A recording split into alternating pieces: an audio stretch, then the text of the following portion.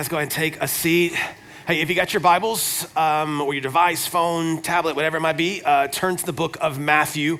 Matthew chapter 4 and 5 is where we're going to be this morning. As you're turning there, we're going to start a new series in a couple of weeks in the book of Joshua, and we're going to be there for a good bit of our time as we lead up to Easter. But before we get there, I thought it would be good this time of year to just do a little bit of reminder to us about what some of our values are. And so if you've been around Radiant for any length of time, you know that we have 6 different values that we just kind of hold dear: gospel, multiplication, contagious generosity, intentional honor, neighboring. And then one of our other values that you've heard about this morning already is next generation. And by next generation, we specifically mean college students, although we don't mean only college students. Like we want to be about raising up the next generation. And so we want to have phenomenal kids ministry. I love what Caroline and the team and stuff have done back there. We also want to have, we started a middle school ministry, had no idea how that was going to go, but we've had 15 or so show up for our middle school ministry. So like we talk about next generation, and yes, we do mean kids, and yes, we do mean middle school. But one of the things that I think is unique to Radiant, although most of them are not here today, is the fact that we are passionate about college students. And so we want to see the next generation reach. We want to see them engage with the gospel. We want to see them like come from death to life. Like that's something we're extremely excited about here at Radiant Church. And so it's just one of those values that might be just a little bit more unique to us than maybe to some other churches. And so what I want to do this morning is I just want to remind us of one of the reasons or some of the reasons why we are extremely passionate about college students and why we want to be strategic in engaging all of our campuses around town. And my hope is that I'm doing this with them not here, because I want to say some stuff to us. I want to say some stuff to me so that we can go, like when they come back into town and they are here and they're up in the front row, which I love. Thank you guys for sitting in the front row, by the way. I love when they're here, that we just kind of go, this is why we do what we do. And so it's just excited about, really excited about that. Now, as I say that, I need to ask for some of you. I want to beg and plead some of you. I don't want you to check out on me. If you're like, man, 22, college was like decades and decades ago for me. Like, I don't want you to check out. Like, don't be like, wow, man, he's talking about something that doesn't apply to me. No. Don't check out on me. This doesn't mean that Radiant doesn't care about you. We just talked about men's ministry stuff that's starting up, ladies ministry stuff, crash courses. Like of course we want to be reaching like multi-generational. Like we want to be doing that. But there's also something beautiful about engaging the next generation. So if you are 25 and single in the room, like, don't check out on me, lean in. This is a great church for you. If you're newly married and you got young kids, we got awesome kids ministry that we don't just see as watching kids, but we really see as equipping and discipling and teaching gospel truths while they're back there. And the hope is that when you go home, you're asking them, what did you learn? And if they say, we didn't learn anything, I need you to come talk to me. All right, so I want you to, this church is for you. If you're in your 30s or 40s and you got older kids, maybe middle school, or even high school kids, you're like, is this church for me? Absolutely it is. If you're in your 50s, 60s, 70s, or 80s, I really think, and listen to me, I think this is the best church you could possibly plant your life in. Because I think it's a way for you to be able to truly give back to the next generation and disciple and equip the saints for the work of the ministry. So when we talk about the next generation this morning, we're going to say some things about college students, but the reason why I'm saying it with them not here is because I want to say some stuff to us about some things that we can do. But I want to start with a question. Here's the question.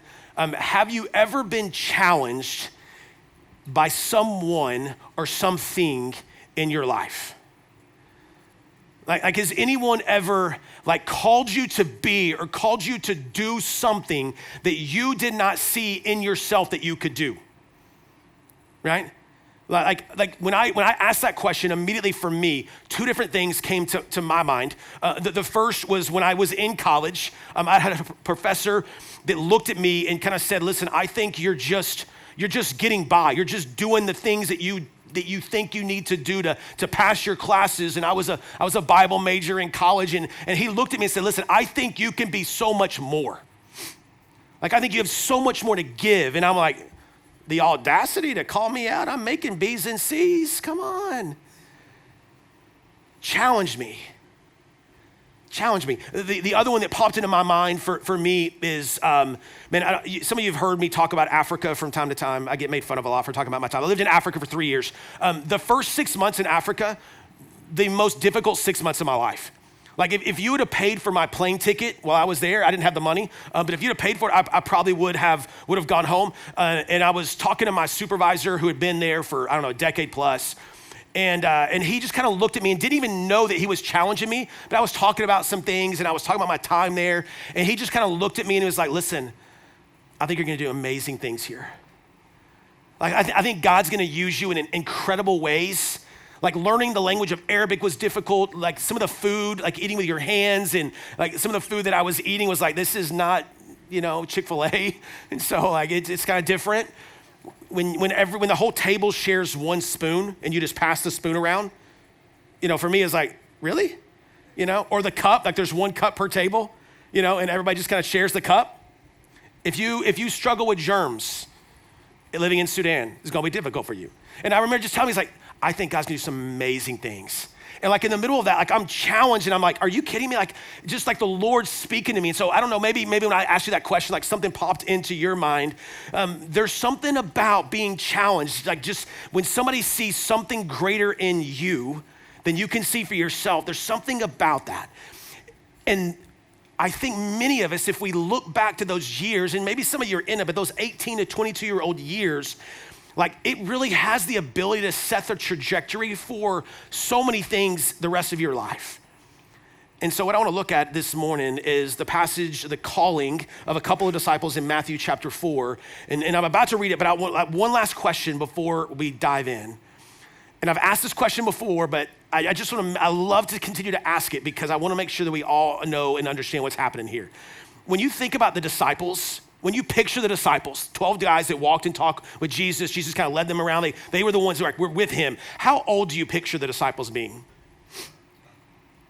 Like when you think about them, like the Bible tells us that Jesus was 30 years old when he started his ministry, 33 when he was crucified. And so I don't know about you, but when I think about the disciples, like I often think, even though I know that's the age of Jesus, I sometimes think of them like as 30-year-old, 40-year-old, like men that were traveling around, that were doing certain things with Jesus. Because in our culture today, there's certain jobs that it's like, you can't do that job, or no, like you're 20, 25, like you can't do that job. You're 15, like we need you to have a little bit more maturity in your life before we would let you do that type of job. Here's the reality. The disciples, the 12 that walked and talked with Jesus, like they're teenagers. Like Peter's probably the oldest because we know that he was married. And so maybe Peter was 22, 23 years old. John, probably the youngest of the disciples, may have been like 13, 14 years old.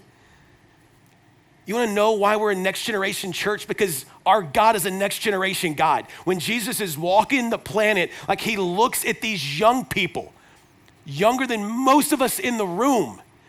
And he's like, you're gonna be the ones that are gonna transform. Like you're gonna be the ones that like take this news and you're gonna take it to the ends of the earth. So as we read about them, that's what I want you to picture.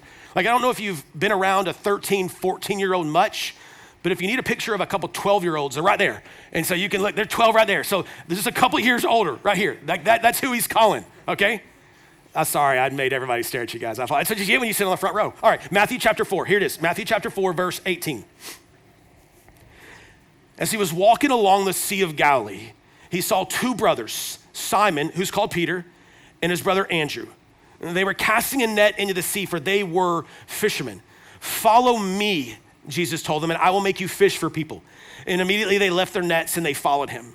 And going from there, he saw two other brothers, James, the son of Zebedee, and his brother John.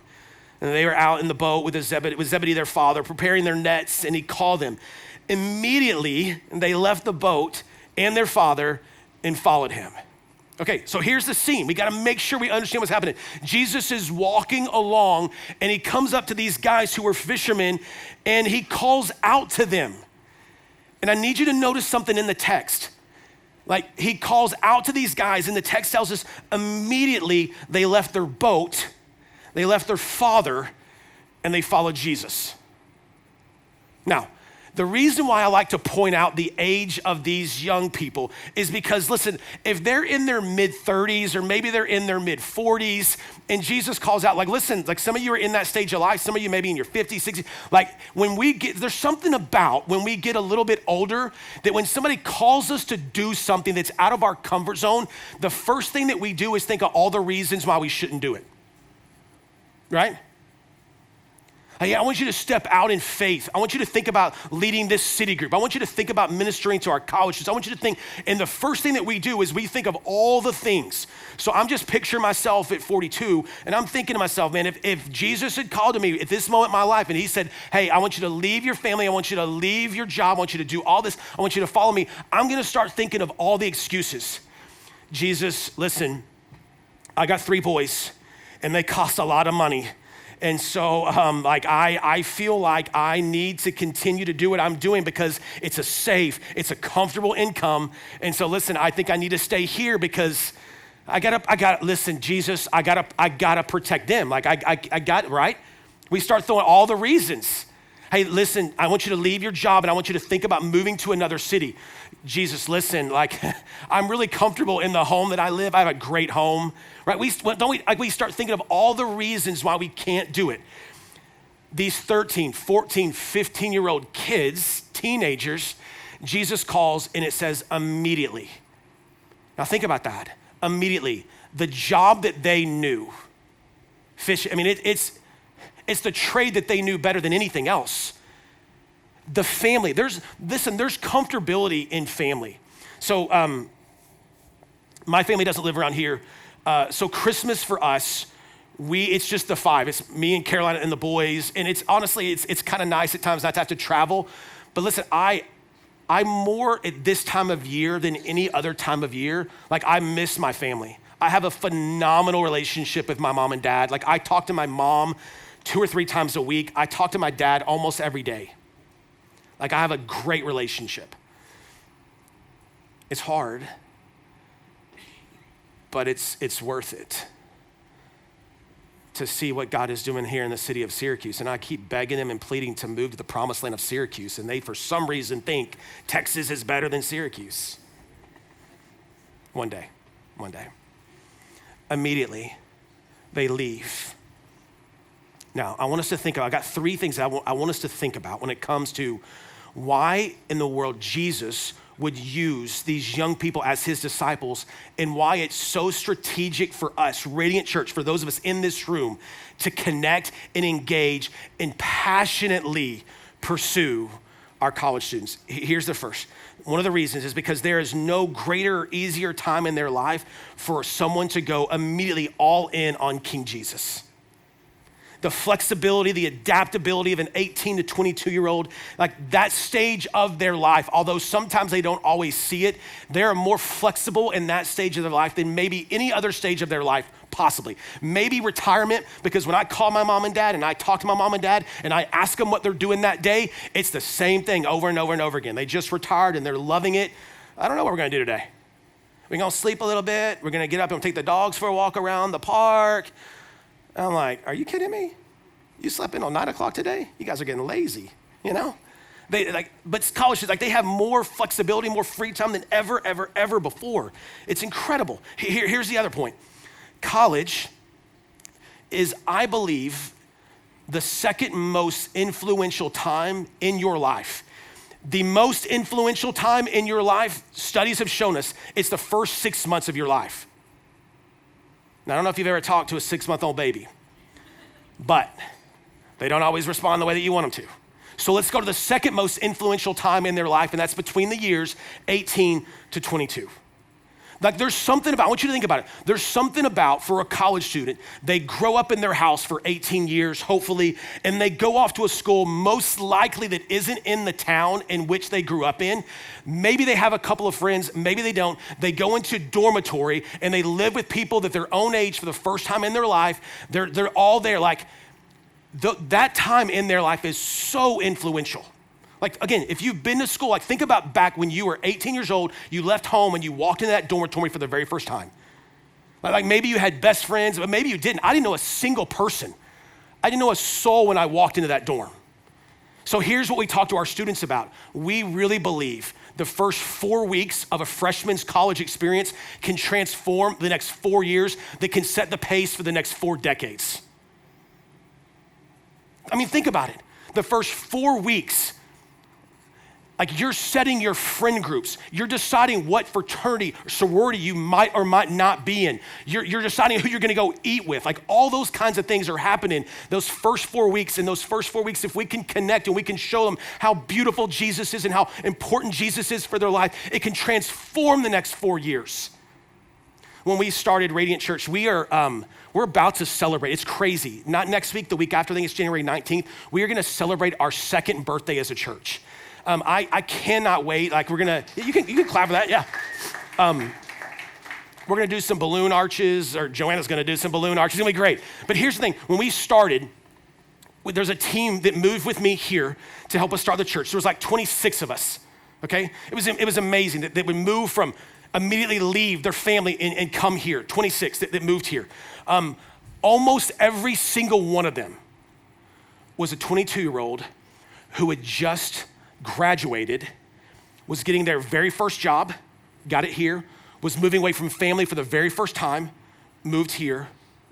And the reason why they did it, there's nothing super spiritual about them. If you know any of them in the room, there's a handful of us left. If you know anybody, they're not super spiritual. They're amazing people, but there's nothing magical about them. There's nothing crazy, super spiritual about them. But here's what happened.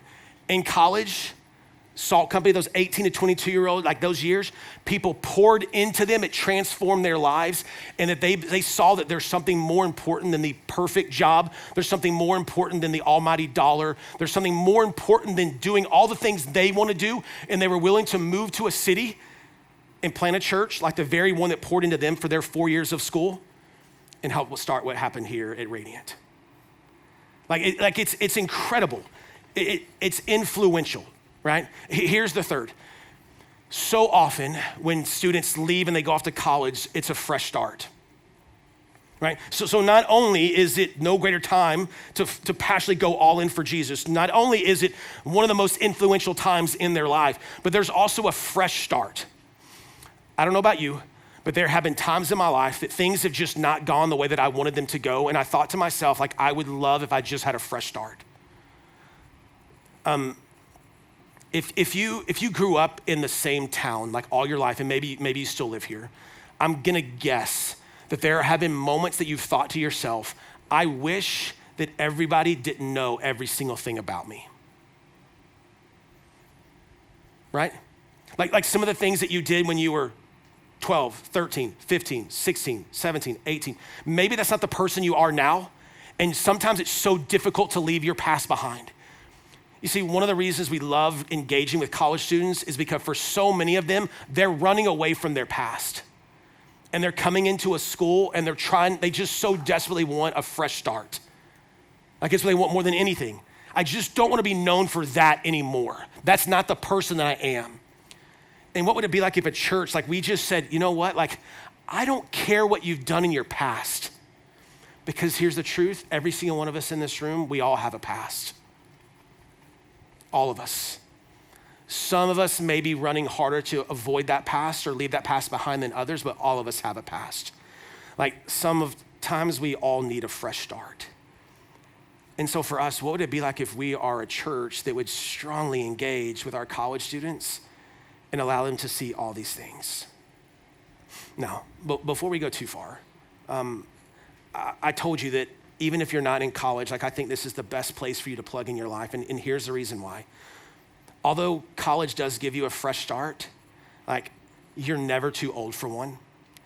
So for some of you, 2024 was not the year that you wanted it to be. 2024 is a really difficult year, and you're like, I would give anything if 2025 wasn't the year that 2024 was. Here's the beautiful thing. You can always have a fresh start. Like if you know anything about the gospel, if you know anything about the God that we serve, if you know anything about Jesus, he's constantly giving fresh starts. Like he's always, I forgive. You remember this Peter was one of the guys that we just read about. He was one of the first disciples that was called. I told you, he was one of the older disciples. If you know anything about Jesus, he's the first one to speak and then he thinks later. Like he says things and he's like, oh, I want to put that back in my mouth. Like that's Peter over and over and over again. You know, Peter later on walks with Jesus for 3 years. And if you know anything about Peter, there's a scene in his life where he denies Jesus 3 different times. Like as Jesus is going to the cross, Peter's there and he's asked, aren't you one of the disciples of Jesus? And he's like, no, not me, not me. Another time, aren't you one of the guys that followed him around? No, not me. 3 different occasions. And on the 3rd occasion, Jesus has already told him he was gonna do this, and Peter said, never would I do that. On the 3rd occasion, Jesus tells him, listen, after you betray me 3 times, the rooster's gonna crow. He betrays him a 3rd time, and then he looks over and the rooster crows, right? That same guy, not too long later, is having breakfast he goes back to fishing and he's on the shore, and Jesus comes to them from the boat, and he kind of comes up on shore, and Jesus is on the shore and Peter's out in the boat, and Peter kind of gets off and he runs and he jumps in the water and he comes up, and Jesus is right there building a fire, and he looks at him and says, man, I forgive you. I forgive you. I forgive you. Like we can all use some fresh starts in life. Or how about when I said college students are the most flexible, they're in the most flexible season of their life?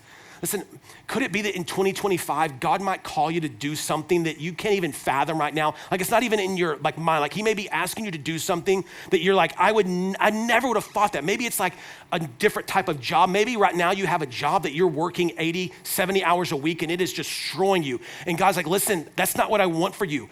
I know that you may make a ton of money, but it's not what I want for you, because it keeps you from actually serving the local church. It keeps you from actually doing the things that God wants you to do for your life. Maybe God's gonna ask you to do that this year. Like maybe God's gonna ask you to be a little bit more generous with your finances than you were in 2024. Are you willing to have your hands open and go, God, I know that may stretch me a little bit, but I'm willing, I'm ready. Like maybe, just maybe, God's gonna ask you to do something that right now you're not even thinking about it. And it's gonna come up in March or April or May, and you're gonna be like, whoa, I don't know about this. Maybe, just maybe. Or think about the impact. Like think about the impact that you can have on the next generation. Like the Bible's full of stories of the older generation pouring their wisdom to the younger generation. Like I could not think of a better use of your time. So here's what I want to say to us. One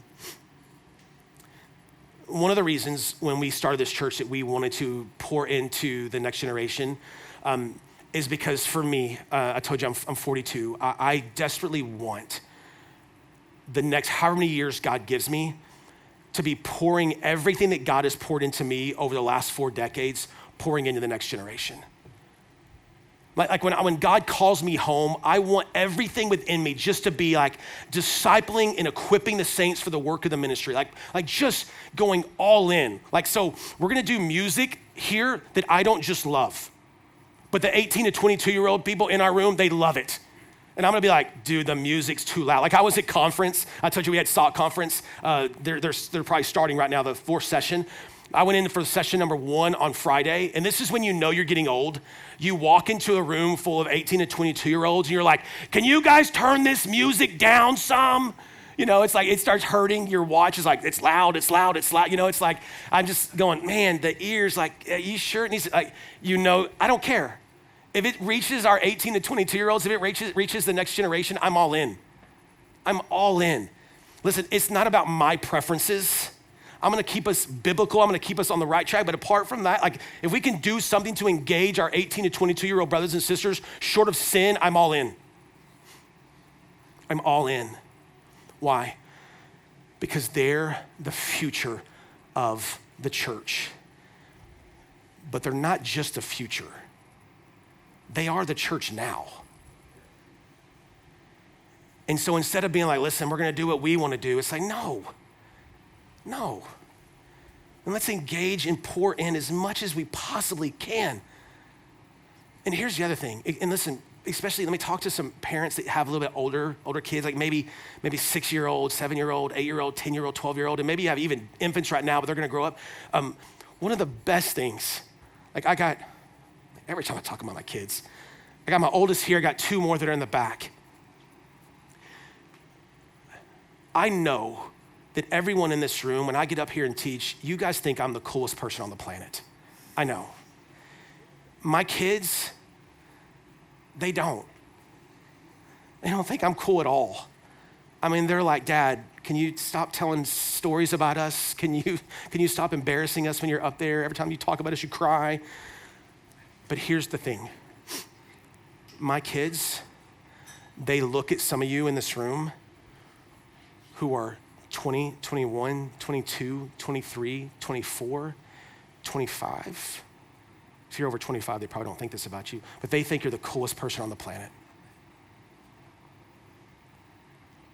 Like Miles, man, my kids think you hung the moon. Phil, my kids love when you're back there serving.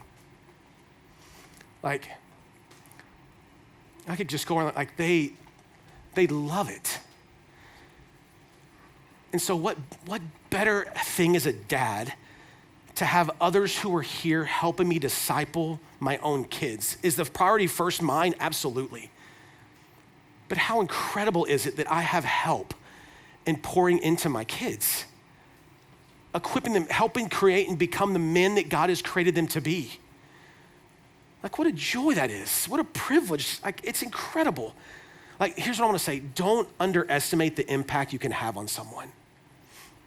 So for those of us in the room today, when our college students are back over the next couple of weeks, and even some of our young people, like, I want you, if you're 30, 40, 50, I want you to go, I want you to introduce yourself to them. I want you to pour into them. I want you to go, listen, I want to buy you a cup of coffee. And you might be thinking to yourself right now, like, what would I even do? I'm intimidated to go and talk to a person. Listen, they're more scared of you than you are of them. Right? But listen, I mean, I know that we're gonna do it. If you're under the age of 25 in the room, will you raise your hand? All right, keep them up. All right, this is just under the age of 25. All right, keep them up. If you're under the age of 30, raise your hand. And everybody keep them up, okay? All right, so all you old people sorry, I need to put my hand down. All you old people, now keep your hands up. All you old people without your hands up, I want you to look around. Kayla, you really? I would have thought you're like 35. Sorry, just kidding. I'm sorry. I had to do it, sorry. Trey's not with you, so I'm mad at you. Okay, I want you to look around. All those hands, if your hand is down, those hands are more scared of you than you are of them. All right, you can put your hands down. Here's the crazy thing. Next week, there'll be more hands. You know, the week after that, there'll be more hands that were up. Like, there's something about the next generation that I'm excited about. And if your hand wasn't up, what an incredible responsibility we have to pour into that next generation. So what are we gonna do with it? What are we gonna do with it?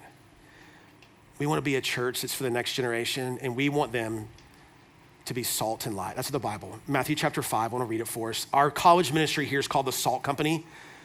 And the reason why we call it the Salt Company comes from these few verses. This is Matthew chapter 5, verse 13 through 16. He says, you're the salt of the earth.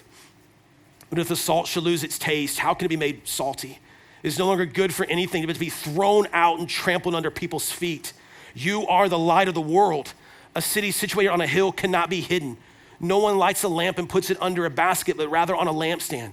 And it gives light for all who are in the house. In the same way, let your light shine before others, so that they may see your good works and give glory to the Father in heaven.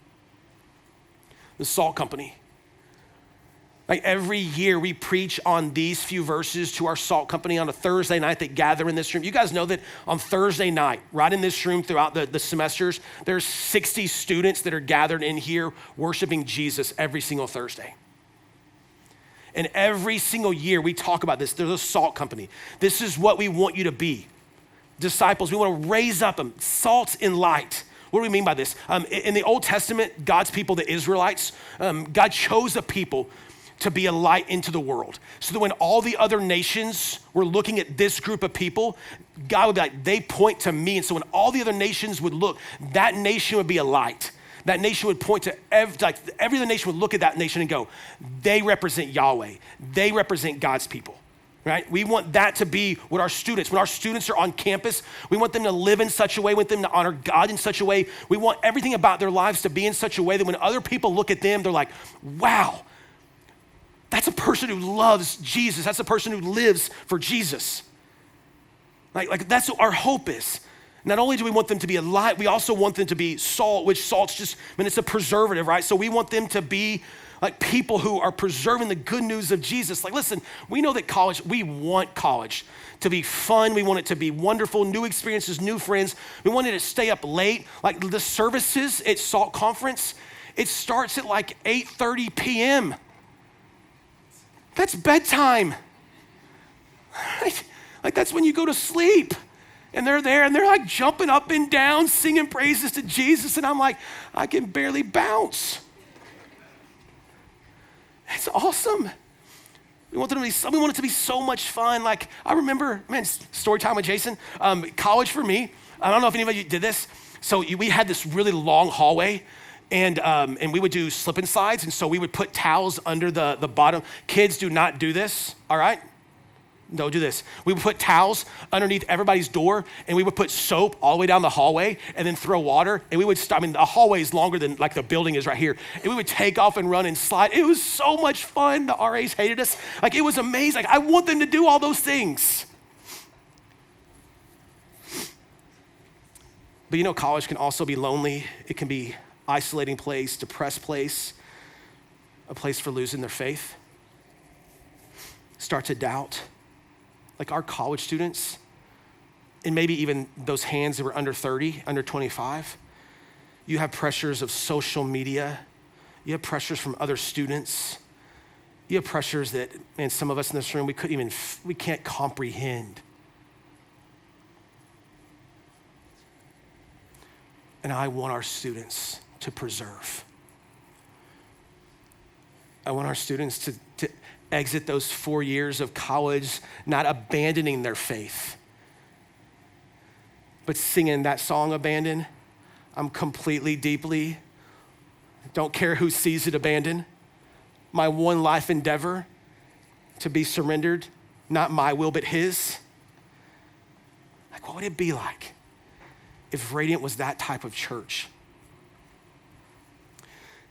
But I can't do it alone. And so the reason why I wanted to have this talk with so many of us in this room, and I know we have some of our college students here, but I need help. I want those of us in this room who didn't have our hands up to be all in at reaching the next generation, sharing the good news of Jesus, telling them that, like, listen, I know right now at 22 you think you need to do this, but you don't. Like, I know that you think if you get this perfect job, it'll solve all your problems. It won't. I know that if you think you can just have fun now, you'll come back later on. The chances of that happening might not be possible. Like you may be, like, I don't know, I don't know. I want it. I want it for our college students. But here's the thing, I want it for you too. Like I want it for all of us. I want each of us in this room to be abandoned for King Jesus. And so I know some of you in this room, you're like, man, this is my first time. This is kind of heavy. Like, do I want to be a part of this? I want you to know King Jesus. And if you know King Jesus and you know what he offers, you know the freedom and forgiveness and grace and mercy and kindness, you know that he offers fresh starts over and over and over again, this is the best place you could possibly be. So 2025, it's a new year. Maybe you are the person that makes New Year's resolutions. I'm not, because I usually break them by January 10th. But maybe you are. And if you are, and even if you're not, what would it be like if 2025 you leaned in and you pushed all your chips on King Jesus more this year than ever before? We have a Bible reading plan that we started. And I would love for you, even if you're like, man, I'm already behind. All right, catch up. Like, just start now. Like now, today. Start a couple of chapters. Start small. Make small goals that you can accomplish. Because Jesus is the best thing in your life. And I want you to know him. I want you to know him. Will you pray with me?